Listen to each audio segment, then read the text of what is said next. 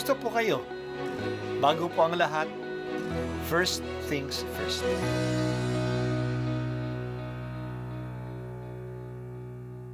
Good morning po. Sinisimulan po natin ngayon ang first things first. At dito po, tinatalakay natin sa unang bahagi ng umaga natin ay ang first readings na binabasa po sa banal na misa. Ito pong tinatalakay natin kasi madalas po kasi marami na tayong alam tungkol sa gospel readings. Pero konti po ang nagsasalita sa first readings. Pero ang first readings, bahagi din po yan ng Biblia, ng banal na kasulatan. Kaya susubaybayan po natin ang mga first readings, basahin po natin at kuminsan kailangan ng basahin ng 2 o 3 beses bago maintindihan kasi hindi po tayo familiar sa mga istorya at sa mga kaisipan na tinatalakay dito. Ang pagbasa mula sa aklat ni Propeta Isaias. Ito ang sinasabi ng Panginoon. Nalalaman ko ang iniisip nila at mga ginagawa. Darating ako upang tipunin ang lahat ng bansa at mga taong iba't iba ang wika. Malalaman nila kung gaano ako kadakila. Malalaman din nilang ako ang nagpaparusa sa kanila. Ngunit magtitira ako ng ilan upang padala sa iba't ibang bansa. Susuguin ko sila sa Tarsis at Pul at sa Lydia, mga dakong sanay sa paggamit ng pana. Magsusugo rin ako sa Tubal at Havan at sa mga baybaying hindi pa ako nababalita sa aking kabantugan. Ipahahayag nila sa lahat ng bansa kung gaano ako kadakila bilang handog sa akin sa banal na bundok sa Jerusalem. Ibabalik nila ang mga kababayan ninyo buhat sa pinagtapunan sa kanila.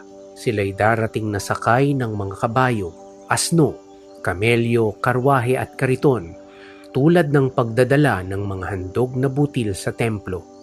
Nakalagay sa malilinis na sisidlan. Ang ilan sa kanila ay gagawin kong saserdote at ang ilan ay levita. Ang salita ng Diyos. Salamat sa Diyos.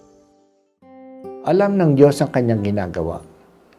Dahil sa katigasan ng kanilang puso, natalo ang mga Israelita ng mga Babylonians at sila'y pinatapon sa iba't ibang bansa.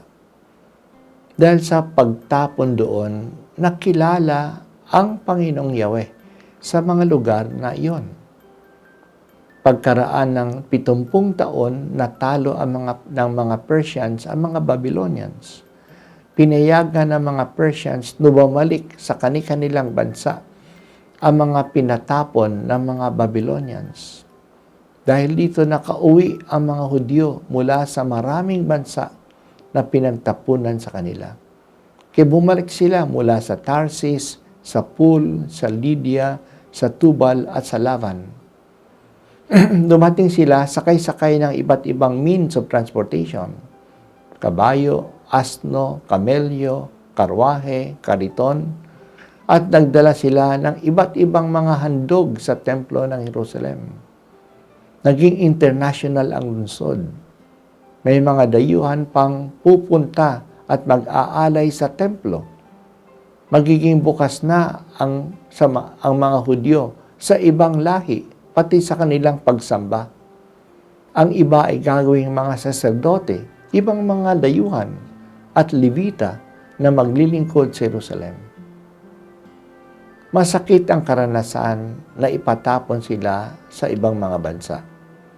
Pero yung mga ipinatapon, dinala nila ang kanilang kaalaman kay Yahweh sa ibang mga tao at pagbalik nila sa Jerusalem, may mga bagay at kaugalian sila simula sa ibang mga bansa na dinala nila sa Jerusalem. Ito rin ang ating karanasan sa ating mga OFW. Mahirap ang ibang bansa at dadanas ng maraming kahirapan sa adjustment. Pero dahil sa OFW, mas lalong nakilala ang mga Pilipino sa ibang mga bansa. Mas lalong na-appreciate ang mga Pilipino. At pagbalik nila sa Pilipinas, may dala-dala silang maraming regalo, maraming pagkain, maraming gamit at maraming kaugalian. mas yumaman ang pagka-Pilipino natin dahil sa ating mga migrants o OFW. Talagang marunong ang Diyos. Palagi siya nagpapadala ng kabutihan. Tulungan mo po kami, Panginoon, na mas maging mapagtanggap sa mga bagong karanasan at mga bagong mga tao na pinadadala mo sa amin.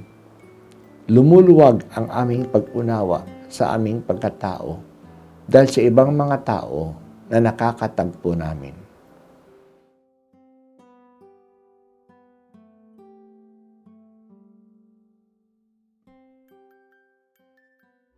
At ako po ay si Bishop Broderick Pabilio dito sa First Things First.